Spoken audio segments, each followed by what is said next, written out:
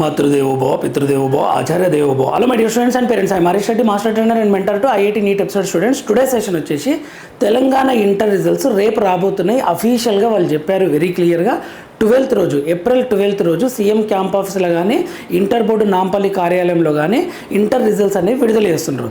అయితే ఇక్కడ first year second year at a time విడుదల చేస్తారు, రెండు ఎట్ ఏ టైం వస్తుంది. సో ఇక్కడ ఏ వెబ్సైట్లో చూడాలి అని డౌట్ కొద్ది మందికి, మీకు అర్థమైపోతుంది, ఈజీగా చూడొచ్చు. చాలా వెబ్సైట్స్ ఉంటాయి, బట్ అఫీషియల్ వెబ్సైట్ వచ్చేసి www.tgbiE.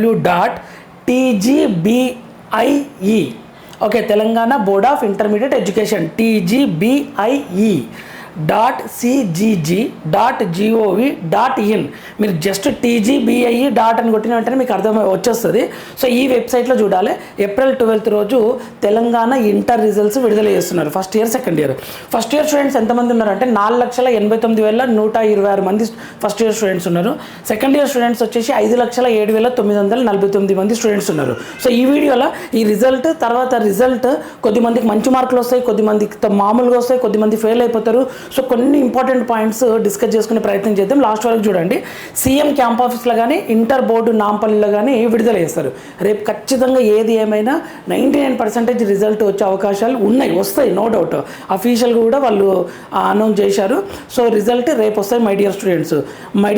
వెబ్సైట్కి ప్రిపేర్ అవ్వండి. రిజల్ట్ వచ్చిన రోజు రేపు చూసుకోండి, అంతేగాని దానికోసం టెన్షన్ పడి టైం అయితే వేస్ట్ చేయకండి. ఓకేనా, విత్ ఇన్ ఫ్యూ డేస్లో మీకు ఎగ్జామ్స్ ఉన్నాయి, ఎంట్రన్స్ ఎగ్జామ్స్, వాటి మీద ఫోకస్ చేయండి మై డియర్ స్టూడెంట్స్. అయితే నేనేమంటున్నా అంటే నా వైపు నుండి ఈ రిజల్ట్స్ అనేవి not is equal to life success. దీన్ని లైఫ్ సక్సెస్తో కంపేర్ చేయకండి. మీ రిలేటివ్ వీళ్ళతో కంపేర్ చేసి, ఓకేనా, మీ యొక్క హ్యాపీ మూమెంట్స్ని డిస్ట్రాయ్ చేసుకోకండి my dear students and parents. ఎలా అంటే చెప్తా చూడండి. కొద్దిమందికి టాప్ స్కోర్ వస్తుంది, టాప్ స్కోర్ వచ్చినా హ్యాపీ, మీరు కష్టపడ్డారు కాబట్టి సెలబ్రేట్ చేసుకోండి. కానీ 1 or 2 మార్క్స్ తేడాతోటి, అరే నాకు ఫస్ట్ ఇయర్ స్టూడెంట్ కానీ 461 వచ్చినాయి, కానీ మా రిలేటివ్కి 463 వచ్చినాయి అని చెప్పేసి అంత మంచి హ్యాపీ మూమెంట్ని ఖరాబ్ చేసుకోకండి my dear students and parents. ఈ మార్క్స్ గొడవ అనేది వీళ్ళు కార్పొరేట్ కాలేజెస్ వీళ్ళు వచ్చేసి హైప్ చేసి పేరెంట్స్ని స్టూడెంట్స్ని ఒక రకంగా చెప్పాలంటే ఘోరంగా మోసం చేసినట్లే. ఎందుకంటే ఇంత మార్క్స్ వచ్చినాక కూడా 463 వాళ్ళదే ఎంకరేజ్ చేయడం, పేపర్లలో ఫోటో వేయడము అని, ఇది ఇంత తక్కువ డిఫరెన్స్లో మీరు ఏం బాధపడకండి my dear students and parents. కొద్దిమంది పేరెంట్స్ అయితే లాస్ట్ ఇయర్ 970 మార్క్స్ వచ్చినా బాధపడుతున్నారు అనమాట. ఏమైంది, మంచి స్కోర్ కదా అంటే 980 రాలేదు సార్, మా రిలేటివ్ వాళ్ళకి 980 వచ్చినది, మా 970 వస్తే పేపర్లో ఫోటో వస్తుండే. పేపర్లు అంటే ఎవరు? ఆ ఇన్స్టిట్యూషన్ వాళ్ళు.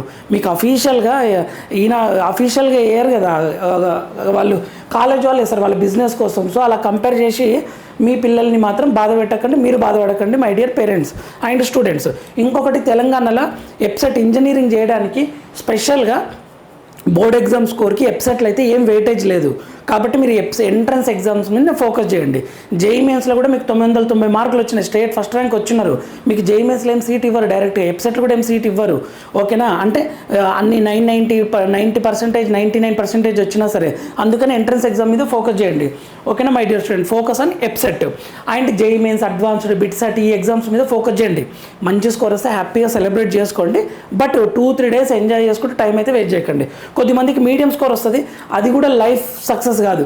ఫెయిల్ అయినా, తక్కువ స్కోర్ వచ్చినా, టాప్ స్కోర్ వచ్చినా, ఇదే లైఫ్ సక్సెస్ అని మాత్రం పెట్టుకోకండి. మంచిగా వస్తే కష్టపడ్డారు కాబట్టి హ్యాపీగా ఎంజాయ్ చేయండి, మరీ తక్కువ వస్తే మాత్రం బాధపడకండి. మీడియం స్కోర్ వచ్చినా సరే డోంట్ కంపేర్ విత్ అదర్స్.